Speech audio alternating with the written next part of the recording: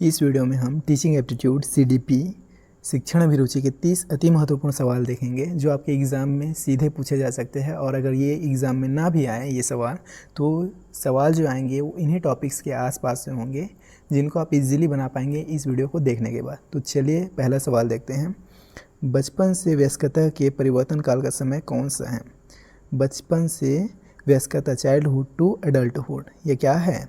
प्रारंभिक बाल्यावस्था नहीं है, माध्यमिक बाल्यावस्था नहीं है, पूर्व संक्रियात्मक अवस्था नहीं है, ये क्या है? किशोरावस्था। राइट आंसर क्या हो जाएगा? Option number 4। उसके बाद नेक्स्ट क्वेश्चन देखते हैं। निम्न में से किसके लिए स्थूलगामक कौशल के उपयोग की आवश्यकता होती है? स्थूलगामक, जिसमें हमारे बड़े muscle, gross motor skill use होते हैं, हमारे बड़े मसल इस्तेमाल होते हैं, जैसे पूरा हाथ, पैर, पूरा शरीर। ब्रश से पेपर पर पेंटिंग करना, ये नहीं है। पेपर के टुकड़े काटना और चिपकाना, बिल्कुल नहीं। सुई में धागा डालना, बिल्कुल नहीं। ये तीनों क्या है? फाइन मोटर स्किल्स हैं, फाइन मोटर स्किल्स।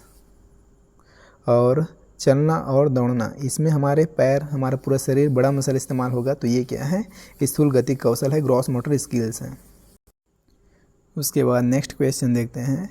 समाजीकरण की प्रथम संस्था, सोशलाइजेशन की प्राइमरी एजेंसी पूछा गया है। परिवार होता है, स्कूल, दोस्त, मीडिया, कौन होता है? ये तो सबको पता है ना। ये क्या होता है? परिवार होता है। बच्चा जब पैदा होता है तो सबसे पहले अपने घर, अपने मम्मी पापा के संपर्क में ही रहता है, फिर बाद में स्कूल जाता है। तो राइट आंसर क्या हो जाएगा? फैमिली। उसके बाद अगला क्वेश्चन है। यह मान्यता कि भौतिक वस्तुएं जैसे गुड़िया, कार में सजीव गुण होते हैं, क्या कहलाती हैं? ये क्या कहलाते हैं? जीववाद सोच, एनिमिस्टिक थिंकिंग।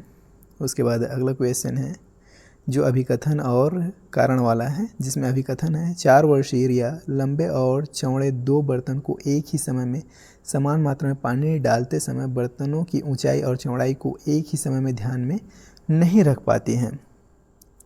उसके बाद बोलता है कारण जीन पियाजे के अनुसार रिया संज्ञानात्मक विकास के पूर्व संक्रियात्मक चरण में है। देखो इसमें क्या है, ए आर दोनों सही हैं, लेकिन आर ए की सही व्याख्या नहीं है। तो राइट आंसर क्या हो जाएगा? Option number 1। ठीक है। उसके बाद अगला क्वेश्चन देखते हैं। संकेतों व अन्य तरीकों द्वारा बच्चों को ज़रूरत पड़ने पर मदद करना किसका उदाहरण है? इसके बाद कौन करता है? लेव आइकोस्की जानते हैं ना, ये क्या कहलाता है? हिंदी में पाढ़, मचान, ढांचा और पता नहीं क्या क्या बोलते हैं। हिंदी में बहुत सारे शब्द है इसके लिए, लेकिन अंग्रेजी में एक ही शब्द है, वो है स्केप फोल्डिंग। तो इसको आप अंग्रेजी में ही याद रखेंगे। ये है टेम्प्ररी हेल्प बोला जाता है इसको। ठीक है। उसको थोड़ा सा मदद करना जब तक वो उस काम को खुद से ना कर ले। उसके बाद अगला क्वेश्चन देखते हैं। बच्चों की शिक्षा के लिए वाइगोस्की के सिद्धांत का अनुप्रयोग प्रस्तावित करता है। सहयोगात्मक अधिगम, क्रियाप्रसूत अधिगम, रटंत अधिगम, निष्क्रिय अधिगम, बताइए। अब इसको भी तो कोई भी सॉल्व कर लेगा ना, तो इसका राइट आंसर क्या हो जाएगा? सहयोगात्मक अधिगम, कोलैबोरेटिव लर्निंग की बात करते हैं वाइगोस्की जी। तो राइट आंसर क्या हो जाएगा? ऑप्शन नंबर 1 इसका सही उत्तर हो जाएगा। उसके बाद अगला क्वेश्चन है। कोहलबर्ग के नैतिक विकास के किस चरण में व्यक्ति अपने व्यवहार के परिणाम के बजाय दूसरों की अपेक्षा अनुसार कार्य करते हैं? पूर्व संक्रियात्मक चरण में, या पूर्व परंपरागत चरण में, या परंपरागत चरण में, या पश्च परंपरागत चरण में? अब ये समझने वाली चीज़ है। ये पूरा टॉपिक जब आप करेंगे तो आपको इजीली समझ में आ जाएगा। अगर आपने कर लिया है तो आप इन सवाल को बना भी पाएंगे। चलिए मैं आपको यहाँ पे इसका उत्तर बता देता हूँ, टॉपिक कभी बाद में कर लेंगे। इसका राइट आंसर क्या है? परंपरागत चरण, कन्वेंशनल लेवल। उसके बाद अगला क्वेश्चन है। एक प्रगतिशील कक्षा परीक्षा केंद्रित होती है? बिल्कुल नहीं। पाठ्यक्रम केंद्रित होती है? बिल्कुल नहीं। शिक्षा केंद्रित होती है? बिल्कुल नहीं। ये कैसे होती है? विद्यार्थी केंद्रित होती है। तो राइट आंसर क्या हो जाएगा? ऑप्शन नंबर 4 इसका सही आंसर हो जाएगा। लर्नर सेंट्रिक होती हैं, प्रोग्रेसिव क्लासरूम। उसके बाद नेक्स्ट क्वेश्चन देखते हैं, क्वेश्चन नंबर 10। रेनू एक विद्यालय में परामर्शदाता है। हावर्ड गार्डनर के सिद्धांत के अनुसार प्रभावी परामर्शदाता के रूप में उसके पास कौन सी बुद्धि होनी चाहिए? हावर्ड गार्डनर ने 8 प्रकार की बुद्धि बताई है। मल्टीपल इंटेलिजेंस का इसका सिद्धांत है, जिसमें 8 इंटेलिजेंस के बारे में ये बात करता है। तो एक परामर्शदाता के पास कौन सा इंटेलिजेंस होना चाहिए, उसके पास कौन से प्रकार का बुद्धि होना चाहिए, ये आपसे पूछा है। तो भाषाई होना चाहिए क्या? जी नहीं। स्थानिक? जी नहीं। पारस्परिक, अंतर्वैयक्तिक, वो दूसरों को समझ के लेक्चर दे पा रहा है। अंतःवैयक्तिक नहीं। इसका राइट आंसर क्या हो जाएगा? अंतर्वैयक्तिक। ऑप्शन नंबर 3 इसका सही उत्तर हो जाएगा। उसके बाद क्वेश्चन नंबर 11 देखते हैं, जो है राष्ट्रीय शिक्षा नीति 2020 के अनुसार एक शिक्षक को शिक्षण अधिगम प्रक्रिया के दौरान प्राइमरी स्कूल के बच्चों को संप्रेषण के लिए किस भाषा का प्रयोग करना चाहिए। अब बताइए, अगर आप प्राइमरी टीचर हैं तो आपको कैसी भाषा का इस्तेमाल बच्चों के साथ करना चाहिए। केवल क्षेत्रीय भाषा का, केवल वाले को तो काट दीजिए, केवल हिंदी, केवल अंग्रेजी। भाई केवल अंग्रेजी में बात करेंगे तो बच्चे क्या समझेंगे। Right answer will be option number 4, बच्चों की मातृभाषा का इस्तेमाल करना चाहिए। उसके बाद अगला क्वेश्चन है, 5 साल की वैशाली ने अपनी माँ से कहा, माँ मुझे अमित की तरह फुटबॉल चाहिए। वैशाली को जवाब देते हुए उसकी माँ ने कहा, फुटबॉल से केवल लड़के खेलते हैं, मैं तुम्हारे लिए एक छोटी सी प्यारी सी गुड़िया ले आऊँगी। माँ का जवाब क्या दिखाता है। जेंडर भूमिका में लचीलापन होता तो ऐसी थोड़ी बोलती उसकी मम्मी। लिंग समता, अगर लिंग समता होता तो भी ऐसा नहीं बोलती। लिंग रूढ़िवादिता, ये क्या है, एक रूढ़िवादिता सोच है कि बच्चियाँ डॉल से ही खेलेंगी, गुड़िया से ही खेलेंगे और लड़के फुटबॉल खेलेंगे, क्रिकेट खेलेंगे। तो ये क्या है, जेंडर स्टीरियोटाइपिंग है। राइट आंसर क्या हो जाएगा, ऑप्शन नंबर सी, मतलब तीसरा। उसके बाद अगला क्वेश्चन देखते हैं, बच्चों का नामीकरण व उन्हें वर्गों में बांटना अर्थपूर्ण सीखने को बढ़ावा देगा व सुसाधित करेगा, ऐसा है क्या। बिल्कुल नहीं। बच्चों के समूह में हीनता और सीखने की लाचारी को जन्म देगा, हो सकता है। देखते हैं, सभी बच्चों के अधिगम की ज़रूरतों को पूरा करने के लिए सकारात्मक रणनीति है, बिल्कुल नहीं। बच्चों के आत्मसम्मान और प्रदर्शन पर कोई प्रभाव नहीं डालेगा, क्यों प्रभाव नहीं डालेगा भाई। राइट आंसर क्या हो जाएगा इसका, ऑप्शन नंबर दूसरा, बच्चों के समूह में हीनता और सीखने की लाचारी को जन्म देगा। उसके बाद अगला क्वेश्चन देखते हैं, सतत व समग्र मूल्यांकन के क्या मायने हैं। यहाँ पे सवाल आया है कॉन्टिन्यूस एंड कॉम्प्रिहेंसिव इवैल्यूएशन, जिसे बोलते हैं CCE। इससे सवाल हमेशा आते ही हैं। विद्यार्थियों की एक दूसरे से तुलना करना, ऐसा तो नहीं है। बच्चे के व्यापक विकास से जुड़ी सभी स्कूली गतिविधियों के आकलन के सभी पहलुओं को शामिल करना, हो सकता है। अगला ऑप्शन देखते हैं, केवल शैक्षिक, केवल वाले को तो हटा दो, आगे पढ़ेंगे भी नहीं। साल के अंत में बच्चों का मूल्यांकन करना, उनकी अगली कक्षा में पदोन्नति का निर्णय लेने के लिए मूल्यांकन करना, ये भी नहीं है। समग्र मूल्यांकन, सतत एवं समग्र, कॉन्टिन्यूस एंड कॉम्प्रिहेंसिव का बात तब आएगा जब बच्चे के व्यापक विकास से जुड़ी सभी स्कूली गतिविधियों के आकलन के सभी पहलुओं को शामिल करेंगे। तो राइट आंसर क्या हो जाएगा, option number 2, assessment covering all aspects of school activities related to child overall development. Option number 2 इसका सही उत्तर हो जाएगा। उसके बाद अगला क्वेश्चन है, प्रभावी शिक्षक कक्षा में शिक्षण अधिगम की प्रक्रिया में अक्सर जांच करने वाले प्रश्नों का प्रयोग करते हैं। इससे शिक्षक को किस प्रकार का मूल्यांकन करने में मदद मिलती है। योगात्मक मूल्यांकन नहीं, रचनात्मक मूल्यांकन हो सकता है, मानकीकृत मूल्यांकन नहीं, मानक संदर्भित मूल्यांकन नहीं, रचनात्मक मूल्यांकन। राइट आंसर क्या हो जाएगा, ऑप्शन नंबर दूसरा इसका सही उत्तर हो जाएगा। उसके बाद अगला क्वेश्चन देखते हैं, विविध समूह के विद्यार्थियों के शिक्षण के दौरान एक शिक्षिका को क्या ध्यान में रखना चाहिए। हर विद्यार्थी को स्वीकारना व सम्मान देना, बिल्कुल सही बात है। सांस्कृतिक विभिन्नताओं को अनदेखा करना, हाँ, डिफरेंसेस को अनदेखा करेंगे वहाँ पे।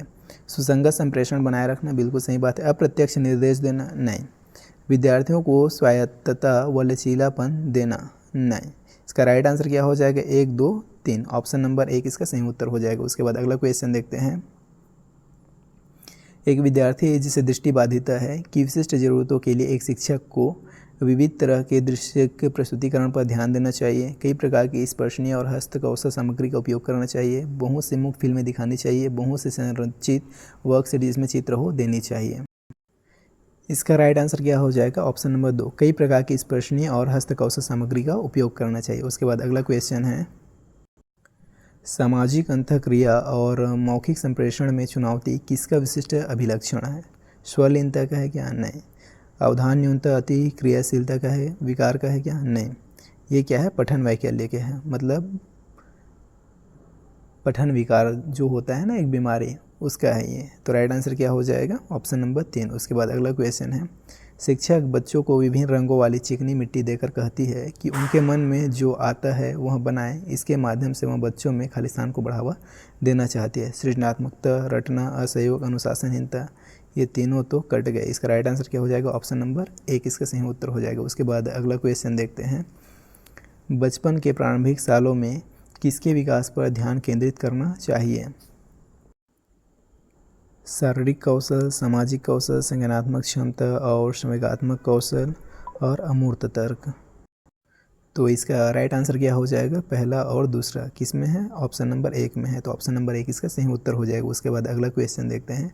रचनावादी कक्षा में अर्थपूर्ण सीखना जानकारी के भंडारण व उपयोजन से होता है? बिल्कुल नहीं। अन्वेषण व अंतःक्रिया के द्वारा खोज की प्रक्रिया है, हो सकता है। इनाम व सजा के प्रयोग से होता है? बिल्कुल नहीं। बारंबार वेधन तथा अभ्यास से होता है? बिल्कुल नहीं। ये कैसे होता है? ऑप्शन नंबर 2 रचनावादी कक्षा में अर्थपूर्ण सीखना अन्वेषण व अंतःक्रिया के द्वारा खोज की प्रक्रिया है। ऑप्शन नंबर दूसरा इसका राइट आंसर हो जाएगा। नेक्स्ट क्वेश्चन देखते हैं। एक शिक्षिका एक बच्ची जो अवधारणा को समझने में असमर्थ है के साथ मिलकर काम करती है, उसे इशारे देते हुए यह प्रक्रिया कहलाती है? पाठ, शिक्षक केंद्रित शिक्षण शास्त्र? बिल्कुल नहीं। अनुरक्षण पूर्वाभ्यास? बिल्कुल नहीं। प्रत्यक्ष निर्देश? बिल्कुल नहीं। ये क्या कहलाता है? पाठ। इसे अंग्रेजी में क्या बोलते हैं? Scaffolding. ये क्या है? स्केप फोल्डिंग है। इससे बहुत सारा सवाल आ रहा है, तो इसको आप याद रखेंगे। ये अवधारणा किसने दिया था? लेव वाइगोस्की ने। इसे टेम्पररी हेल्प, पाढ़, मचान, ढांचा, पता नहीं हिंदी में इसके अनेकों नाम हैं, अंग्रेजी में एक ही नाम है स्केप फोल्डिंग। तो आप ये स्केप फोल्डिंग वर्ड याद रखेंगे, ठीक है। उसके बाद इसका अगला क्वेश्चन देखते हैं। अभिकथन और कारण वाला सवाल है। एक शिक्षिका कक्षा को संवादात्मक बनाने के लिए बच्चों के आसपास पर्यावरण में उदाहरण शामिल करते हैं, मतलब आसपास के पर्यावरण से उदाहरण शामिल करते हैं। इसका तर्क देते हैं। सामाजिक संस्कृति संदर्भ की सीखने में महत्वपूर्ण भूमिका होती है। देखो दोनों बात अपने आप में सही है, तो इसका राइट आंसर क्या हो जाएगा? ऑप्शन नंबर 1 ए और आर दोनों सही हैं। आर ए की सही व्याख्या करता है। ऑप्शन नंबर 1 ही इसका सही उत्तर हो जाएगा। उसके बाद अगला क्वेश्चन देखते हैं। निम्न में से क्या बच्चे के समस्या समाधान में बाधा उत्पन्न करेगा? प्रॉब्लम सॉल्विंग में जो हिंड्रेंस आएगा उसके बारे में बात चल रहा है। समस्या को सही से पहचानना नहीं, इससे तो समस्या समाधान में आसानी होगा। समस्या को स्पष्टता से परिभाषित करना, इससे भी समस्या समाधान में आसानी होगा। पहले सुलझाई गई मिलती जुलती समस्याओं के बारे में सोचना। वस्तुओं के इस्तेमाल के पारस्परिक तरीके पर स्थिर रहना नहीं, अगर स्थिर हो गए तो कहाँ सॉल्व कर पाएंगे, ये भी सही है। तो जो गलत है वहीं पूछा गया है, तो जो गलत है वहीं सही है। राइट आंसर क्या हो जाएगा? Option number 4। उसके बाद अगला क्वेश्चन देखते हैं। अभिकथन और कारण वाला सवाल है। विद्यार्थियों द्वारा की गई गलतियां व त्रुटियां शिक्षकों व विद्यार्थियों की असफलता को दर्शाते हैं। तर्क देते हैं। बच्चों में खुद से सोचने की क्षमता नहीं होती तथा उनके सीखने को सुनिश्चित करने के लिए उन्हें लगातार निर्देश देने पड़ते हैं। अब बताइए, ए आर दोनों सही हैं, आर ए की सही व्याख्या करते हैं, क्या है कैसे है? थोड़ा सा इसमें दिमाग लगाइए, फिर डेफिनेटली ये बन जाएगा। एकदम कॉमन सवाल है। अब देखिए, इसमें विद्यार्थियों की गलतियां त्रुटियां विद्यार्थी व विद्यार्थियों की असफलता को दर्शाती है ना, और सोचने की क्षमता नहीं होती, दोनों बातें गलत हैं। तो क्या हो जाएगा? ऑप्शन नंबर 4 ए आर दोनों गलत हैं, तो ऑप्शन 4 इसका सही उत्तर हो जाएगा। उसके बाद अगला क्वेश्चन है। निम्न में से कौन सा भाव नहीं है? स्मृति, क्रोध, प्यार, भय। लव, फियर, एंगर, ये तीनों क्या है? भाव है। और स्मृति क्या है? मेमोरी, ये थोड़ी भाव है। इसका राइट आंसर क्या हो जाएगा? Option number 1। उसके बाद अगला क्वेश्चन देखते हैं। प्राथमिक शिक्षिका अपने विद्यार्थियों में आंतरिक अभिप्रेरणा को बढ़ावा देने के लिए क्या कर सकती हैं? हर विद्यार्थी के हर प्रयास की प्रशंसा करके, अच्छी बात है। अवांछनीय व्यवहार को दंडित करके, बिल्कुल नहीं। विद्यार्थियों में प्रतिस्पर्धा को बढ़ावा देकर, बिल्कुल नहीं। बच्चों को सीखने में आनंद की अनुभूति को प्रोत्साहित करके। देखो पहला और दूसरा आंसर एकदम क्लोज है। अब आपको इन दोनों में आंसर आइडेंटिफाई करना है, तो ज़्यादा सही आंसर क्या हो जाएगा? ऑप्शन नंबर 1 इसका सही उत्तर लेंगे यहाँ पे, ठीक है। उसके बाद अगला क्वेश्चन देखते हैं। बच्चे का समग्र शारीरिक व मानसिक स्वास्थ्य अधिगम डैश। अब बताओ, बच्चे का समग्र शारीरिक व मानसिक स्वास्थ्य अधिगम को प्रभावित नहीं करता, ऐसा है क्या? बिल्कुल नहीं। अधिगम में बाधा डालता है? बिल्कुल नहीं। अधिगम से संबंधित नहीं है? बिल्कुल नहीं। क्यों ही संबंधित क्यों नहीं है? तो एक ही आंसर बचा, अधिगम को सुशासित करता है। बिल्कुल सही बात है, अधिगम को सुशासित करता है। इसका राइट आंसर हो जाएगा ऑप्शन नंबर 4। उसके बाद अगला क्वेश्चन है। रूही का मानना है कि उसने ठीक से पढ़ाई नहीं की थी, जिसके कारण उसके विज्ञान की परीक्षा में अच्छे नंबर नहीं आए, जबकि वह विज्ञान में बहुत अच्छा प्रदर्शन कर सकती है। रूही अपने प्रदर्शन का आरोपण किस कारक को कर रहा है? पर्यावरणीय कारक? नहीं। योग्यता की कमी? हो सकता है। कोशिश की कमी? हो सकता है।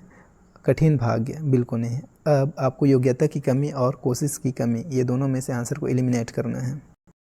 अगर ध्यान से हम रूही की बातों को समझें तो हमें पता चलता है कि वो अपने कोशिश की कमी को दिखा रहा है। ये तो राइट आंसर हो जाएगा ऑप्शन नंबर 3। उसके बाद लास्ट क्वेश्चन है, एक समावेशी कक्षा में शिक्षिका की भूमिका होती है। बच्चों की विविध ज़रूरतों का पता लगाना व उनका ख्याल रखना हो सकता है। केवल कुछ खास विद्यार्थियों पर ध्यान देना। केवल, ऐसा क्यों? बच्चों को उनकी अकादमिक क्षमता के आधार पर पहचानना तथा उनका पृथक्करण करना, नहीं करना है पृथक्करण। खास ज़रूरतों वाले बच्चों को विशेषज्ञ के पास भेजना व सुनिश्चित करना कि उन्हें अलग संकाय में पढ़ाया जाए, बिल्कुल नहीं। सेग्रीगेट करना ही नहीं है। राइट आंसर क्या हो जाएगा? ऑप्शन नंबर 1, बच्चों की विविध ज़रूरतों का पता लगाना व उनका ख्याल रखना। इस तरह हमने टीचिंग एप्टीट्यूड CDP शिक्षण शास्त्र के शिक्षण अभिरुचि के 30 अति महत्वपूर्ण क्वेश्चंस देखें। उम्मीद करता हूँ आपको वीडियो पसंद आया होगा और आपके लिए काफ़ी हेल्पफुल रहा होगा। अगर आप इसी तरह के एजुकेशनल कंटेंट देखना चाहते हैं तो आप इस चैनल से जुड़ सकते हैं और इन क्लास का PDFs नोट्स आपको टेलीग्राम पे मिल जाता है, तो आप डिस्क्रिप्शन में दिए गए लिंक से टेलीग्राम ज्वाइन करके सभी नोट्स को फ्री ऑफ कॉस्ट डाउनलोड कर सकते हैं। और मैं आपसे मिलता हूँ किसी नेक्स्ट वीडियो में, तब तक के लिए बाय।